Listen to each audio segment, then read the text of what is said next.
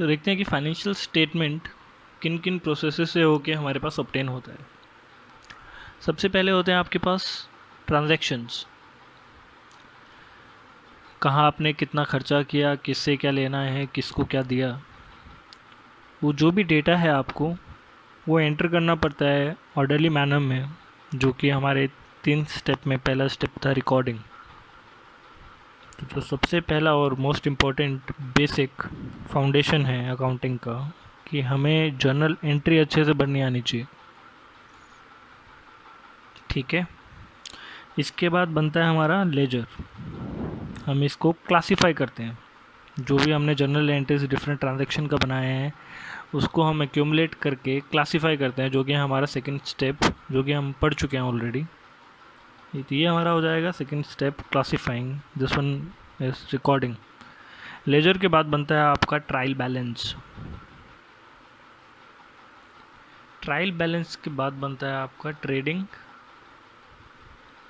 और प्रॉफिट और loss statement. और फाइनली हमारे पास ऑब्टेन होता है समराइज होने के बाद बैलेंस शीट।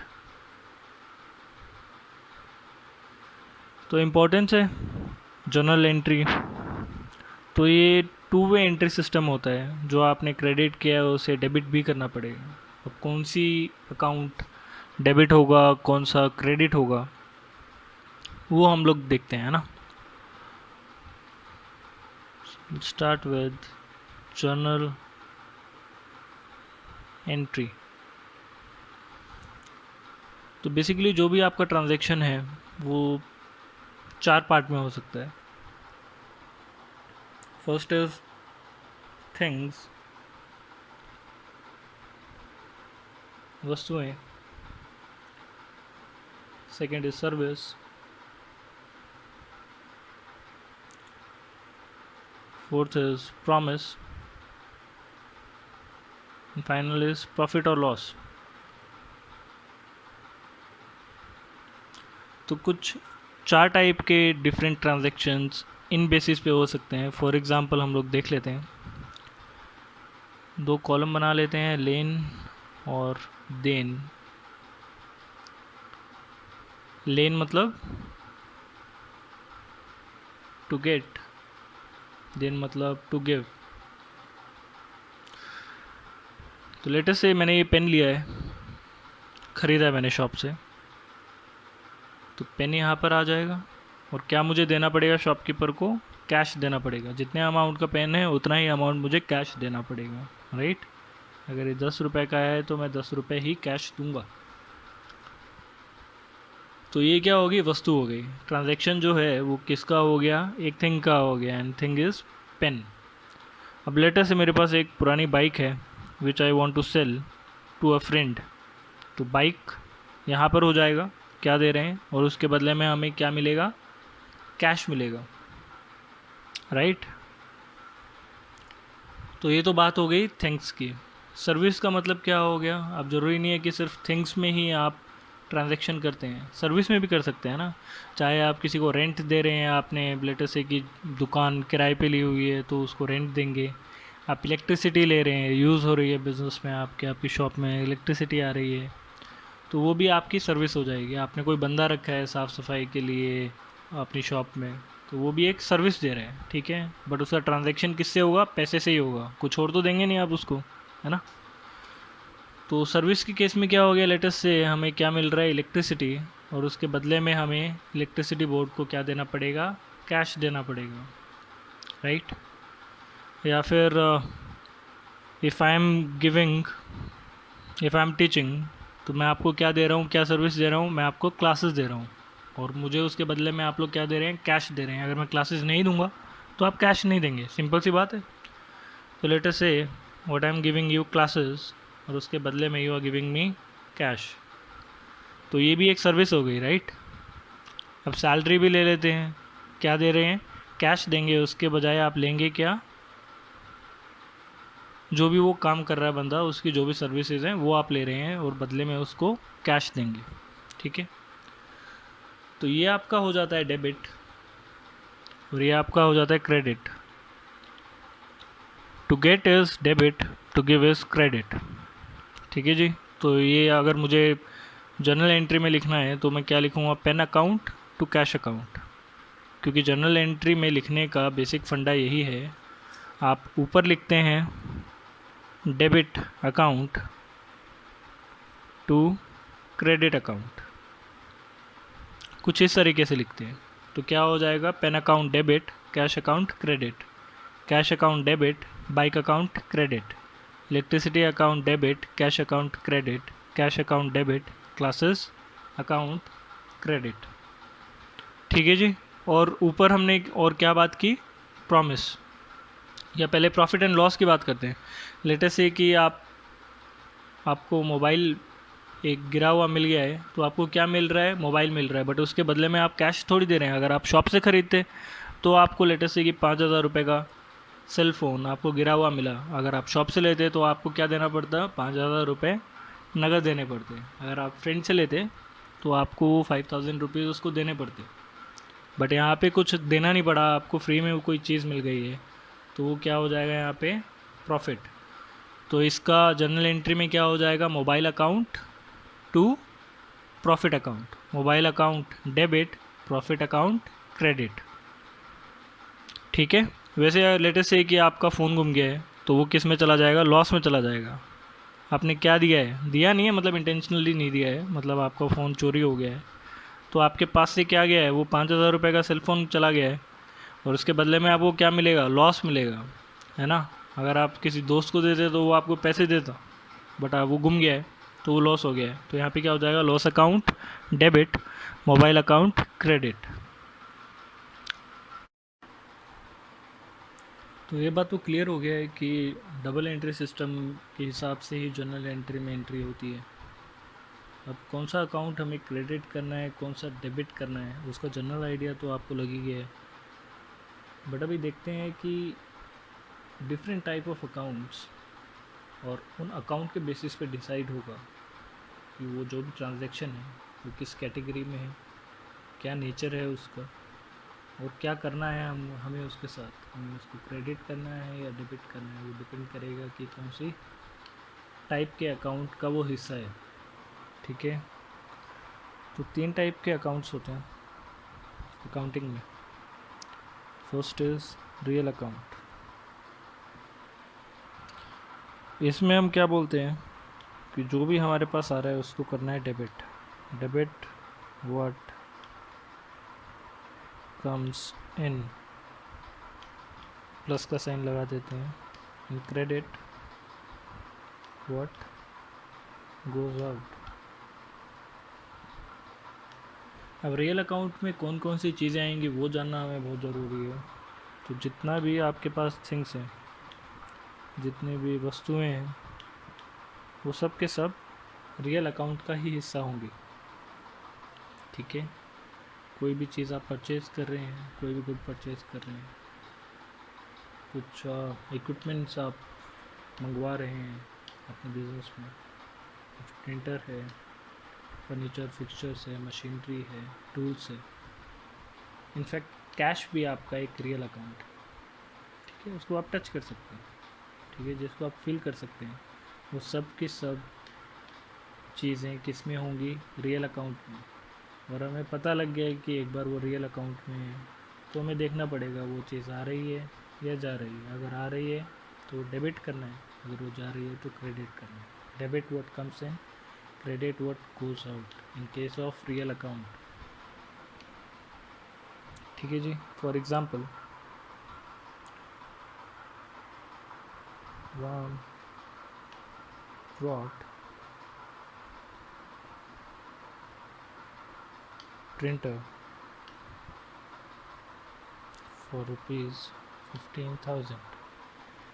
तो ये आपका एक स्टेटमेंट है। ठीक है। ट्रांजैक्शन हो रहा है कुछ ना कुछ, एक चीज़ को आपको क्रेडिट करना है, एक को डेबिट करना है। तो सबसे पहले आपको 2 चीज़ें आइडेंटिफाई करनी पड़ेंगी। ठीक है। 2 अकाउंट आपको आइडेंटिफाई करने पड़ेंगे। तो हम क्या परचेज़ कर रहे हैं, प्रिंटर। सबसे पहला तो हो जाएगा प्रिंटर अकाउंट, और सेकंड क्या हो जाएगा, कैश अकाउंट। क्योंकि कैश लेके हम वो ख़रीद रहे हैं प्रिंटर। तो ये दोनों अकाउंट हमारे पास क्लियर हो गए हैं कि जो भी आपके पास डिफरेंट स्टेटमेंट्स दिए जाएंगे उसमें 2 अकाउंट आपको आइडेंटिफाई करने हैं, ठीक है। वो आइडेंटिफाई करने के बाद आपको देखना पड़ेगा कि वो कौन से पार्ट का हिस्सा है। अभी तक हमने एक पार्ट ही देखा है, और क्योंकि दोनों वस्तुएं हैं, ठीक है, दोनों को आप टच कर सकते हैं, दोनों को फिल कर सकते हैं, तो दोनों रियल अकाउंट का हिस्सा है। तो प्रिंटर हमारे पास आ रहा है, तो हमें क्या डेबिट करना पड़ेगा? प्रिंटर अकाउंट, इसको डेबिट करना पड़ेगा और इसको क्रेडिट करना पड़ेगा। क्रेडिट क्यों करना पड़ेगा? क्योंकि कैश भी एक रियल अकाउंट है, और रियल अकाउंट के हिसाब से हमको क्या चीज़ क्रेडिट करनी है? जो कि हमारे पास से जा रही है, ठीक है जी। तो ये आपका हो गया रियल अकाउंट। जितने भी वस्तुएं थिंग्स हैं वो सब के सब रियल अकाउंट का पार्ट है। Second account, nominal account.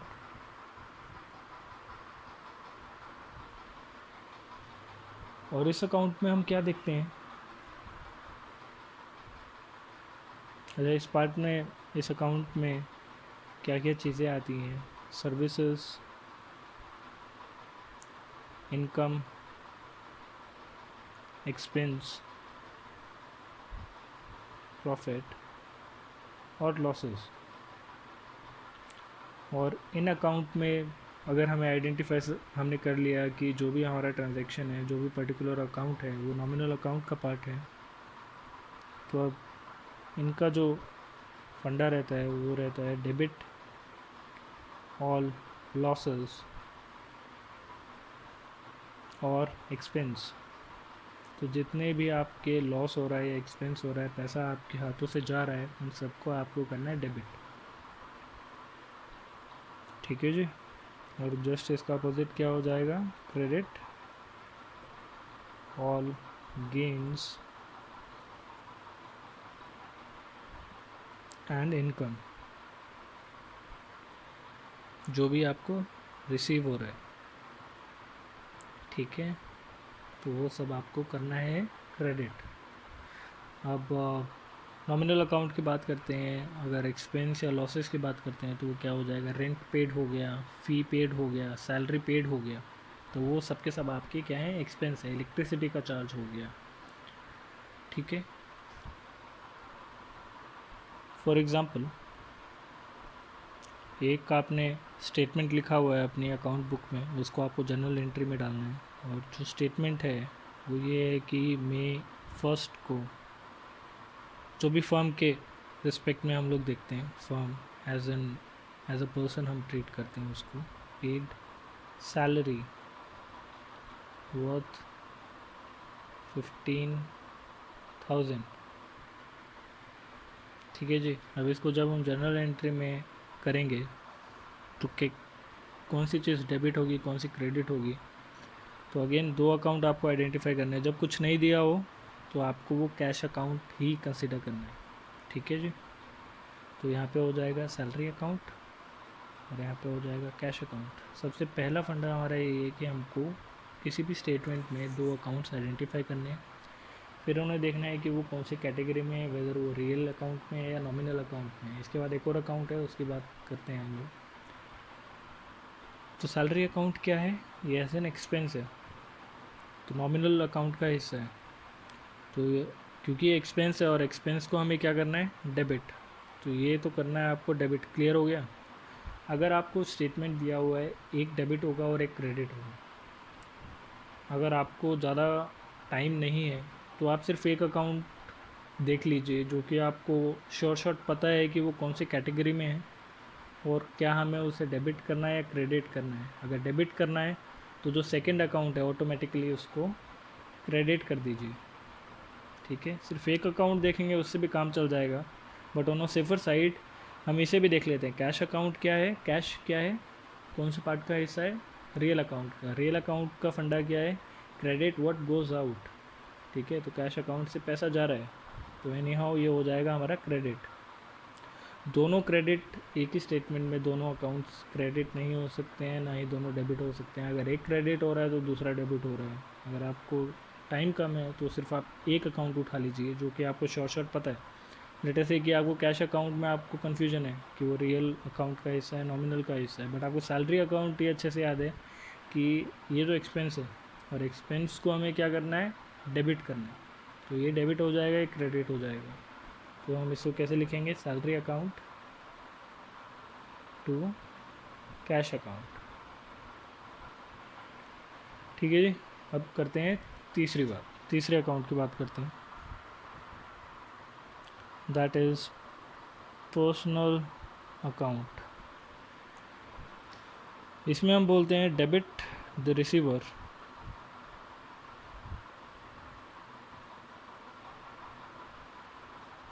And credit the giver.